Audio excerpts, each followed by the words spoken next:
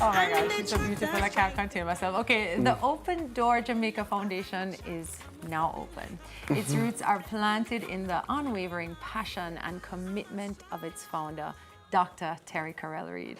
Her lifelong dedication to inclusivity and advocacy for those living with physical disabilities in Jamaica is a driving force behind the foundation's inception. Welcome to a powerhouse of a woman and my friend, the most busy woman in Jamaica, founder and executive director of the Open Door Jamaica Foundation, Dr. Terri-Karelle Reid. Oh gosh, hey, morning, like after an introduction like that, I take I tell you. your suit. I can just walk off and be like, okay, I'm done. Morning, everyone. Hi. It's a lifelong though. I didn't know. I mean, what was this, where was this beginning of your interest in physical disabilities? Because it could have been anything. So I credit it to my grandma, and I always said it as she taught me two things. One, you have to learn how to articulate and express what you want for yourself, which is self-advocacy. And she says if you're able to figure out how to express and articulate what you need, what you don't want, what you like, then you can do it for other people who don't have the same platform or power or authority or access. And so over the years, I've always been that village lawyer. I am always a person, since prep school, high school, persons who know me will tell you, if there's any form of injustice, social or otherwise, you can bet that Terri-Karelle is going to show up. And so over the years, it got more and more apparent to me. My grandma is 92 years old. She uses a wheelchair. And the older I get is the more I realize that our language, which is a part of our social and cultural construct, it's harmful. We don't call deaf people dumb. Deaf people just communicate differently. They're just deaf. Yes. So how about we start as a society understanding how our biases, how they contribute to keeping these communities vulnerable. Hiring practices. When last have you walked into any place or space and seen blind people working in normal spaces? You don't see them. Why? Because we believe that a disability is an inability to do something, which it is not. So that's what it's grounded in. How do we start to change these conversations? I want to know about the conversations we need to be having with each other, with our children.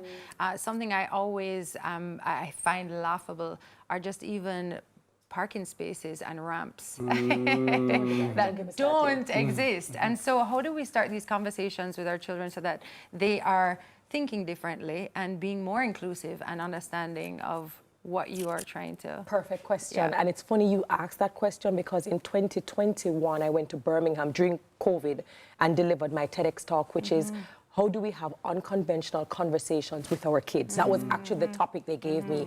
And a part of that was inclusion. So you guys know Naima, growing and everything.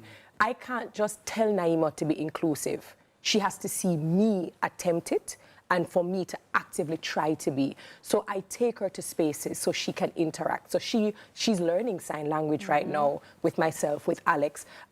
She's moving in spaces now that when she goes to school and she's learning body parts in Spanish and they ask her, well, what do you use your hands for?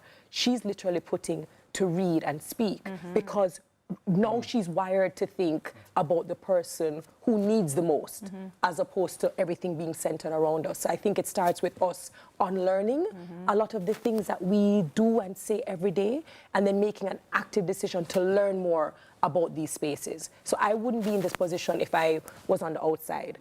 You have to go in. You have to speak to people. You have to ask them, you know, what is it that we aren't doing right?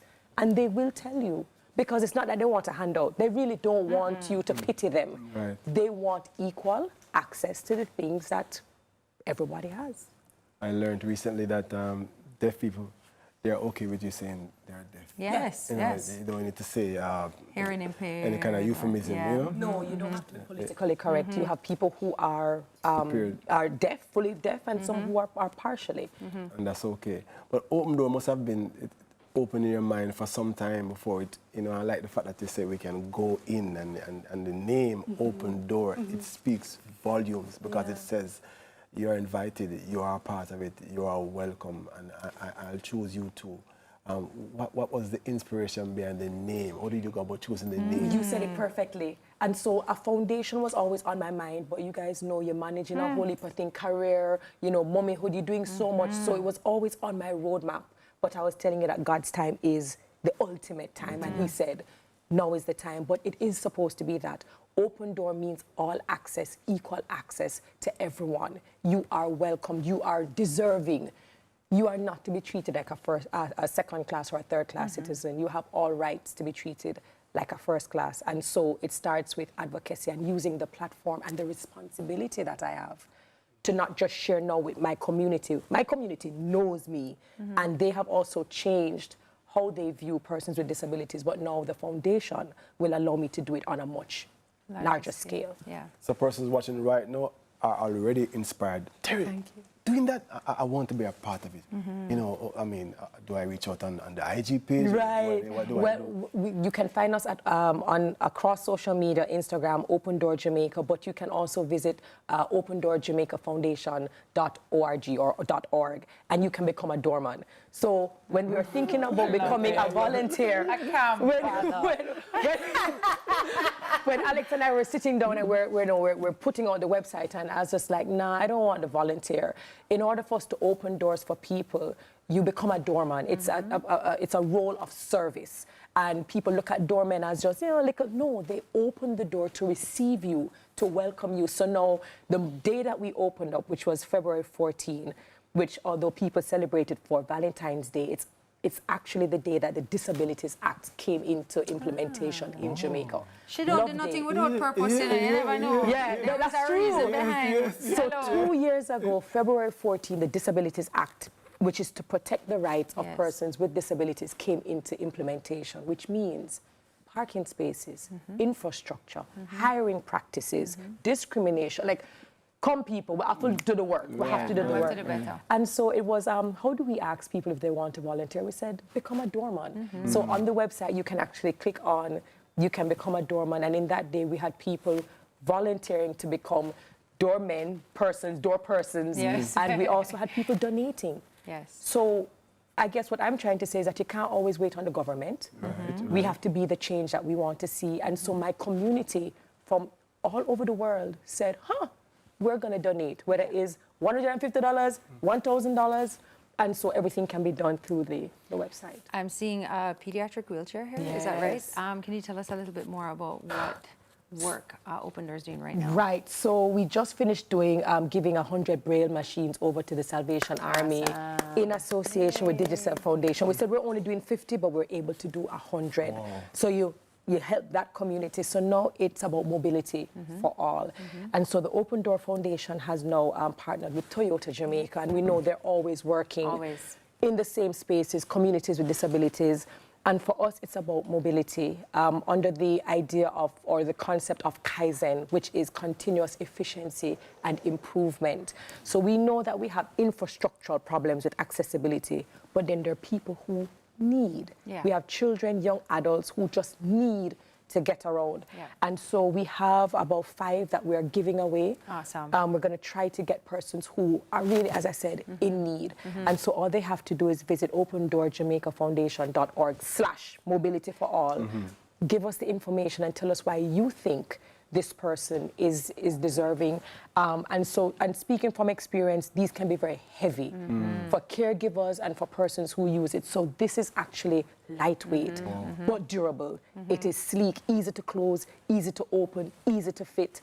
And so that is what we're going to be doing over the next month. And as soon as people help us to identify and nominate who is deserving of it, then we will go wherever you are. It's not a Kingston thing. If it's Westmoreland and we need to get down to Westmoreland, we're going down to Westmoreland. So don't feel as if you have to be a certain person or in a certain location to nominate someone. All right, awesome. I love that. I do know that we have some rapid fire questions. Hold on, and by the way, I just also letting you know, because, you know, we represent Toyota all day, every day. Of the 5, you're going to get the opportunity to choose when the list comes in, someone who you think is deserving of it. You will get an opportunity to do that. I know that this is a part of who you are as well. No, absolutely. Absolutely. I love that. Thank Teamwork makes the dream work. Yay. Oh, I love the visual. Hold on, I was like, I'm holding on. Hold on. So rapid. That's awesome, Terri. Goosebumps. I love that. No, pleasure. Rapid fire questions with Terri-Karelle. If you're just joining, welcome. You're right on time. Bun and cheese or bun and butter?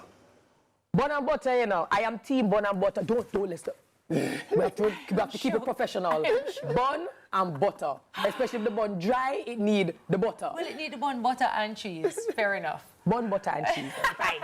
All right, cook up saltfish or cook up mackerel? Cook up saltfish all day, every day, with the dumpling and the banana and the yam and all of these things. I was not expecting all this. Fried dumpling or festival. Don't disappoint me. Eh, Come on with it. Fried dumpling, you know. Fried dumpling, but my daughter with a festival. My daughter is going to go for And it depends festival. what you're having it with. Correct. There you Correct, go. but All fried right. dumpling. Beach or river? Beach. Yeah. I'm a beach girl. I'm a beach girl. I think so. I think River so. nice I day, you know, think but so. I'm a beach girl. Any other rapid fires? Oh, this is always a good one. No, Rice and peas or rice IT and... or Tammy. You know, say you're terrible. I take your both of you. You're terrible. Daddy, we're so proud of you. Thank you. Please continue. And rice and to- peas. And rice and peas. Rice and Not peas. rice and Google peas. I'm with Rice you.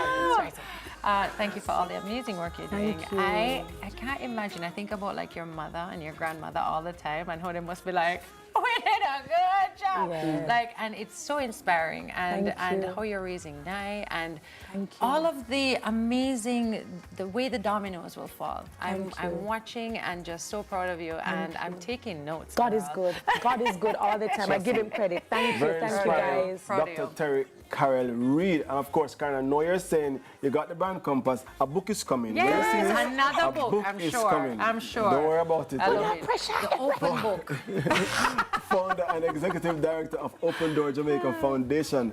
After the break, AI meets education. Stay tuned. Stay tuned. Just work it In fact, AI can say that better than I can.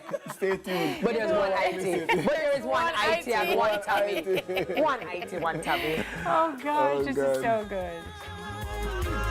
I'm a strong Jamaican.